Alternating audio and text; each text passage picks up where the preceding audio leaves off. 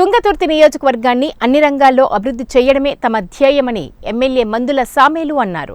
బుధవారం మండల కేంద్రంలో 20 కోట్లతో నిర్మించనున్న రోడ్డు పనులకు శంకుస్థాపన చేసి వారు మాట్లాడారు.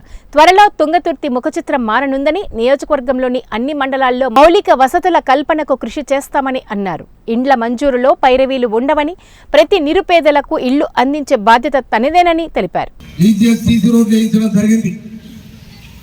తర్వాత ఇప్పుడు మనం ఈ శంకుస్థాపన చేసుకున్నది 15 కోట్ల రూపాయలతోనే అక్కడ సీసీ రోడ్డు కానుండి మన రావులపల్లి ఎక్స్ రోడ్ వరకు డబల్ రోడ్డు పోయింది.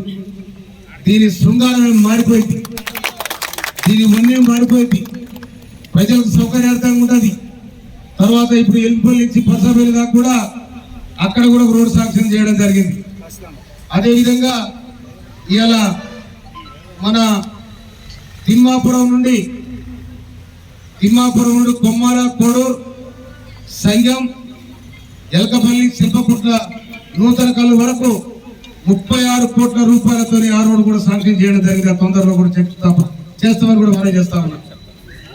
ఆ తర్వాత శాలిగౌరవరం నుండి జానకిపురం వరకు, శాలిగౌరవరం మండలం మొత్తం అడవులు